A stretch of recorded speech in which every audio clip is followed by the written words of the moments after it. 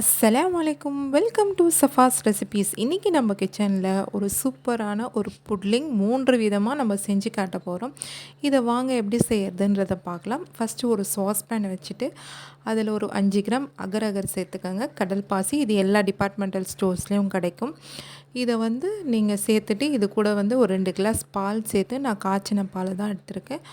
அதை சேர்த்துட்டு நல்லா மிக்ஸ் பண்ணி விடுங்க. இது நல்லா கொதிக்கணும். அகர் அகர் நல்லா கரையணும். பாலில் நல்லா மிக்ஸ் ஆகிற வரைக்கும் நீங்கள் மிக்ஸ் பண்ணி கொதிக்க வச்சுட்டே இருங்க. இந்த அகர் அகர் நீங்கள் இப்போ நல்லா பவுடர் டைப்லேயும் கிடைக்கிது. எல்லா டிபார்ட்மெண்டல் ஸ்டோர்ஸ்லேயும் நீங்கள் கேட்டிங்கன்னா கிடைக்கும். இப்போ இது நல்லா கொதித்த பிறகு இதுக்கு தேவையான அளவு சுகர் சேர்த்துக்கோங்க. இன்றைக்கி நான் 3 ஃப்ளேவர்ஸில் செய்ய போகிறோம். இதை நீங்கள் டிஃப்ரெண்ட்டான மெத்தடில் செய்யலாம், நிறைய ஷேப்ஸில் செய்யலாம், நிறைய மெத்தடில் செய்யலாம். இன்றைக்கி நம்ம 3 மெத்தடில் செய்ய போகிறோம். நம்ம இன்றைக்கி முதல்ல மாம்பழம் வச்சு செய்ய போகிறோம். இந்த சுகர் ஆட் பண்ண பிறகு மாம்பழம் அரைச்சி வச்சுருக்கேன் நல்லா பேஸ்ட்டாக.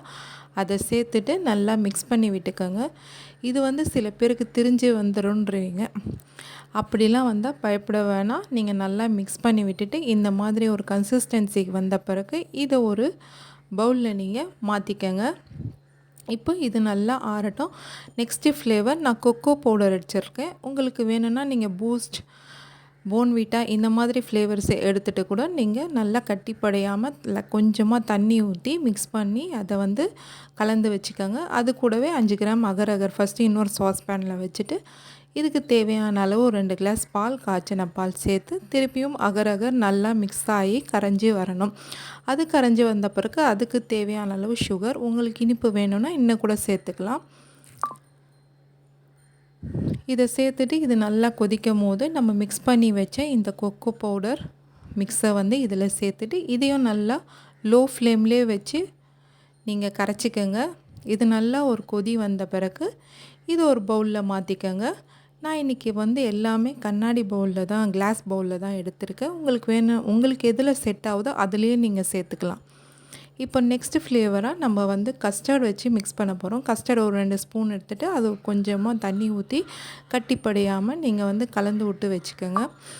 இன்னொரு சாஸ் பேன் வச்சு அதில் ஒரு 5 கிராம் அகர் அகர் சேர்த்துட்டு அதுக்கு தேவையான அளவு 2 கிளாஸ் பால் ஊற்றி அதையும் நீங்கள் நல்லா கொதிக்க வைங்க.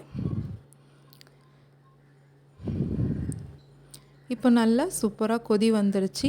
இப்போ நம்ம மிக்ஸ் பண்ணி வச்ச கஸ்டர்டையும் நம்ம சேர்த்துட்டு அதுக்கு தேவையான அளவு சுகரை சேர்த்துக்கோங்க. சுகர் நல்லா கரைஞ்சி வந்த பிறகு கஸ்டர்ட் மிக்ஸை அதில் சேர்த்து நல்லா நீங்கள் கிண்டி விட்டுக்கோங்க. கஸ்டர்ட் டக்குன்னு கெட்டி ஆகிடும். லோ ஃப்ளேமில் வச்சு நீங்கள் ஸ்லோவாக நம்ம மிக்ஸ் பண்ணி விட்டிங்கன்னா உங்களுக்கு கரெக்டான பதத்துக்கு வந்துடும். இப்போது இதையும் ஒரு பவுலில் ஊற்றி இதையும் ஆற விட்டுக்கோங்க. நீங்கள் ஒரு 1 hour இது எல்லாத்தையும் நீங்கள் ரெஸ்ட்டு விட்டு ஒரு ஃப்ரிட்ஜில் வச்சு எடுத்திங்கன்னா சூப்பரான கடல் பாசி ரெடி. மாம்பழம் ஃப்ளேவர் நான் செஞ்சுருக்கிறது சாக்லேட் ஃப்ளேவர், கஸ்டர்ட் ஃப்ளேவர். பாருங்கள் எல்லாம் எவ்வளோ சூப்பராக கெட்டியாக ரெடியாக இருக்குன்றது. இப்போ நான் இதை ஒன்றுலேருந்து கட் பண்ணி காட்டுறேன். எவ்வளோ அழகாக வந்திருக்குன்றதை பாருங்கள். நீங்களும் ட்ரை பண்ணி பாருங்கள். கண்டிப்பாக எல்லாருக்கும் பிடிக்கும். தேங்க்ஸ் ஃபார் வாட்சிங். தேங்க்யூ.